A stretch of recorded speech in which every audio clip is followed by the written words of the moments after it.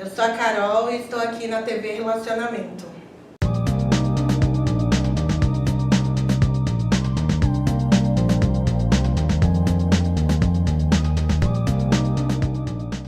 Olá, internautas, iniciamos mais um programa Gestão Executiva.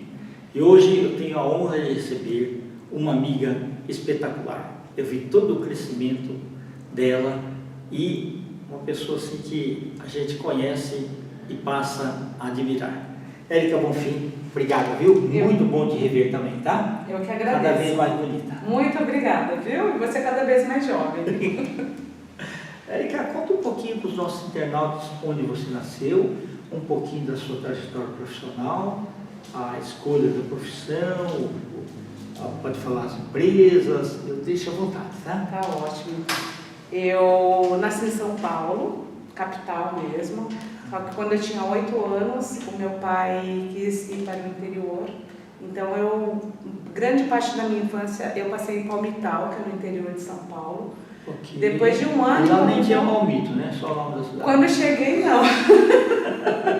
Pode ser que no passado, sim. Que no passado, sim, né? Sim. Comentam-se que sim. Não sei, quando eu cheguei lá só tinha o Palmeiras. Tá certo. Falavam que tinha bastante mesmo no início, lá no início de tudo mesmo, né? Aí você fez o grupo, ginásio, as coisas lá. Eu fiz, mas assim, eu fui para Palmital em 80, em 81 fui para o interior da Bahia, meu pai é de Prado, Bahia, é ali perto de Porto Seguro, dá uns 200 quilômetros mais ou menos. E aí meu pai resolveu voltar para o Palmital de novo, então eu fiquei um ano em Palmital, um ano no Prado e um ano em Palmital de novo. E aí permanecemos por 14 anos. Então sim, respondendo, eu fiz toda a parte ali, tanto na época era primário, colegial e a faculdade, né? Sim. A faculdade eu fiz em Assis, na Unesp. Ok, aí você fez letras, é isso? Fiz letras, isso. Eu queria psicologia, mas psicologia na época também, né, dá a impressão que faz muito tempo, mas tinha um magistério. Então eu estava no último ano de magistério e aí eu passei na faculdade. Eu prestei só por prestar. Como eu passei, eu falei, eu vou fazer um ano de letras e depois eu tento a psicologia, porque psicologia era integral e eu ainda tinha o 4º ano do magistério. Entendi. Mas aí eu terminei o magistério, gostei muito de letras e continuei, não fui para psicologia, né? Perfeito. E o que te levou para voltar para São Paulo? Então, depois que eu fiz faculdade, minha irmã fez Direito em Marília, eu letras em Assis, e aí o mercado de trabalho, né, Kendi? Ok, verdade. O interior é bom, a gente aproveitou o máximo, eu fiz muitas coisas que talvez se estivesse em São Paulo eu não teria oportunidade de fazer, fiz arte culinária, fiz capoeira, fiz vôlei, fiz até tocar na bandinha, né? Eu comecei a fazer aula de sax para tocar na bandinha municipal. Não cheguei a tocar, mas fiz aula. Se divertiu bastante? Bastante. Então, muita coisa deu para fazer lá. Só que quando chegou no momento do mercado de trabalho, já é mais difícil. Aí meu pai resolveu voltar para São Paulo. Então, voltamos para São Paulo por conta do Entendi, que legal. Mesmo, né? Aí o primeiro local foi a México? Não, eu voltei para cá, eu comecei a dar aula no colégio público, aqui Adolfo Gordo, ali perto de casa, e numa escola particular também. Então eu fiquei de 2 a 3 anos nessa vida, né, de aula só. E aí teve oportunidade, uma amiga trabalhava na American Express e aí falou para mim, você não tem interesse, tem uma vaga lá? Eu falei, mas eu não entendo nada, não, mas é bacana assim mesmo. E fui eu para a entrevista e aí no fim passei. Muito bom, que ótimo. Mas aquela parte de atendimento a clientes, ela tinha uma dinâmica muito bacana, né? Uma energia boa e foi uma coisa bacana. É o que eu falo, o que eu aprendi ali é para a vida, é uma escola para a vida, para você ter ali o cliente no teu DNA mesmo. Perfeito. E o mais interessante é uma coisa que todo mundo fala assim, vai atrás dos seus sonhos, mas eu entrei na Max dessa forma, mas tinha eu ia dar aula e tal, e eu via um fretado que passava sempre na rua de baixo. Aí eu falava assim, eu não sabia para onde ia, mas eu falava assim, um dia eu vou entrar naquele fretado, um dia eu vou. E qual que era o fretado que levava para o centro empresarial? Era aquele. Puxa, que interessante. Então é muito bacana. Parece que estava almejando e as energias fizeram. Contribuíram para que aquilo né? acontecesse, Perfeito. né? Que bacana. É. Aí você ficou muitos anos lá? Né? Fiquei Eu fiquei 10 anos. 10 anos? 10 anos. Eu fiquei de Faltou um mês para completar 10 anos. Eu fiquei de 96 até 2008 lá. Olha que Foi bacana. bastante tempo. Passei por várias áreas, Sim. muitos aprendizados. Eu acredito assim que até essa coisa de gestão de projetos eu aprendi na prática. Então eu comecei a fazer projetos lá, né? Passei pelas áreas de Era bom que você já atendimento. viu os gargalos ali na hora. Já, né? Isso. E o que eu acho que é muito bacana também é quando você tem o conhecimento do operacional, Exato. você consegue ter uma visão toda da empresa. Sim, Isso é bacana, porque né? a pessoa que vê o todo, mas não está acostumada a ver o chão de fábrica, Isso. como aquilo funciona, tem uma hora que começa a ter problemas. Uhum. O ideal é ter um conhecimento geral de todas as coisas. Exato. Você ali, porque a primeira área que eu fui foi do atendimento ao cliente. Então você está no dia a dia, você está vendo ali o que está acontecendo. É verdade. E aí você consegue ter visão do todo. Isso foi uma grande escola mesmo. E até assim, por que aquilo tem que ser fechado? Tinha muitas informações confidenciais. Então, Exato. não era para todo mundo ficar passando ali. Isso, exatamente. É restrito. Né? Era chamado de aquário, lembra? De aquário, é verdade, né? Saudade E- desse tempo, viu? Muito legal, bacana. E depois, quando você saiu de lá, você continuou na área de relacionamento com clientes? Daí eu fiz, como eu tinha feito letras e já trabalhava com projetos, eu fiz pós-graduação em gestão de projetos. Legal. E aí eu fui para uma área de projetos mesmo. Tá. Né? Teve a fusão também com o Certo. Bradesco. E Isso. depois desse tempo na Mex, eu mudei, eu migrei, fui para outra empresa e sempre trabalhando com gestão de projetos e melhoria de processos. Tá. Mas a questão do lado humano ali sempre teve presente, né? Você tem como Certo. melhorar processos, você melhorar fluxos, mas sempre de olho ali no humano que está fazendo aquilo, E né? Isso o é muito cronograma tem que ser seguido à risca. tem que ser seguido a risco, né? Porque esse é o ideal. Não adianta você projetar alguma melhoria, você fala que vai fazer em 2 meses, você entregar em 1 ano. As coisas estão muito rápidas, né? Pra gente E esperar hoje em esse tempo. dia, tem uns softwares especiais lá, que tem vários desdobramentos. Então, pega todas as áreas envolvidas, coloca dentro do projeto, né? E aí você vai cobrando cada uma das áreas para que a coisa aconteça. Os Muito legal. projetos ágeis, né, vieram para ajudar bastante. Sim. A gente já tem várias metodologias e uma vai ajudando a outra, né? Ah. Tem o ágil, tem a parte da questão de melhoria ali, lean. Então, uma coisa vai ajudando a outra, tem a parte da jornada do cliente. Então, você tendo conhecimento do pouco, você faz muito ali dentro. Legal. E até as métricas dessa parte do atendimento mudaram muito, né? Mudaram. Que a gente... Hoje a gente tem os OKRs, tem as métricas ligadas aos objetivos, então está tudo muito linkadinho. Mas é o que eu falo, sempre, uma coisa sempre é melhoria da outra ou é a complementar. Sim. Nunca é uma coisa extremamente do nada, né? A gente desenvolve, as coisas são cíclicas. Então, Verdade. se a gente for buscar na teoria mesmo, você vai ver que a gente já fazia isso há muito tempo.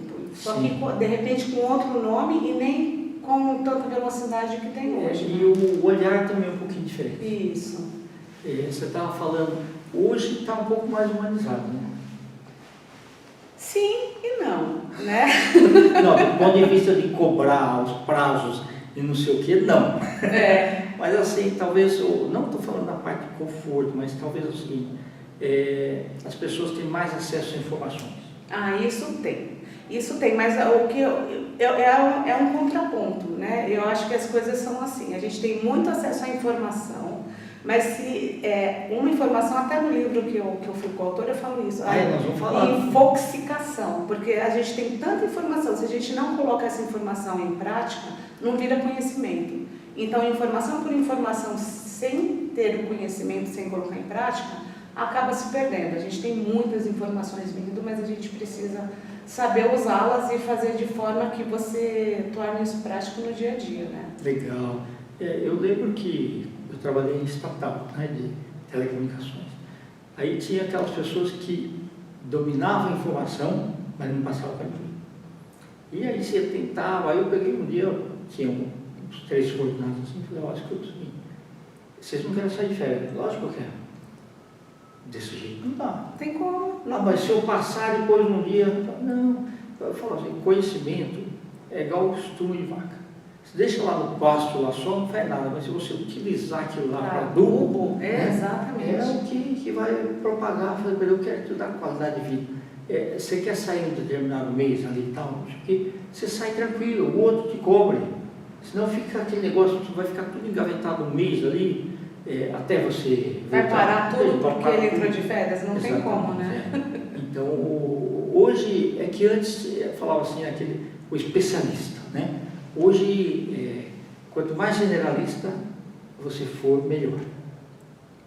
Você tem que fazer, não discípulos, mas você tem que Isso. ter sempre uma pessoa que você pode confiar Exatamente. ali para ser teu sucessor, né? Sim. Porque aí todo mundo cresce e eu não digo nem só em relação a cargo, mas até em relação a outras atividades dentro da própria empresa, né?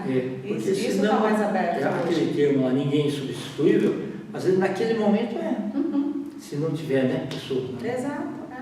Então é interessante. Vamos falar do seu livro. Como é que meu apareceu aí livro. o convite para você escrever lá o capítulo?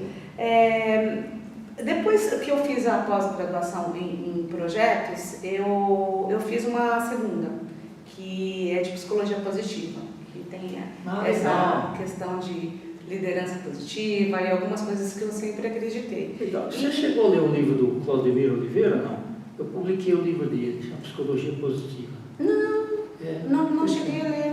Ele tem uma empresa, ele é brasileiro, né, mas mora nos Estados Unidos, e ele tem uma empresa lá, Seed of Dreams, Sementes de Sonhos. Ele escreveu sobre... Poxa, vou ler, não conhecia não, bacana saber. E aí nessa jornada aí de aprendizado e tendo conhecimento, até aplicabilidade na vida, que eu falo que quando você tem um conhecimento, se você aplica na tua vida, você vê o resultado na vida de outras pessoas também. Verdade. Tenho a Mel, que é maravilhosa, Melissa. Ela fala assim, que quando você acende a tua casa, você acende a vizinhança toda. Então, se a gente trabalha aqui dentro e a gente consegue fazer coisas boas, isso se prolifera. E é muito em cima disso que fala esse livro. Conexões Positivas, né? A professora, ela teve aí contato com mais ou menos umas 20, 25 pessoas, os alunos, né? E que tinham interesse em contar algum caso, seja profissional, seja na vida pessoal, ou ambos, utilizando os conceitos da psicologia positiva. E esse livro foi concebido dessa forma. Que legal. E o que você fala no seu capítulo? A capa é bonita, ficou, viu? É o ser humano aqui, né? Exato. Não, muito legal.